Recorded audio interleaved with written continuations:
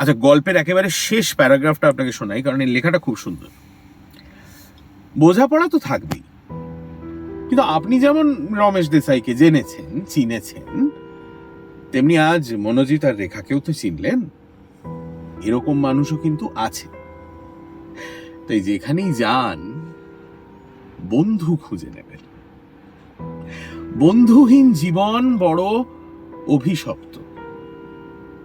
মানুষের হাতে হাত রাখলে কষ্ট কমে।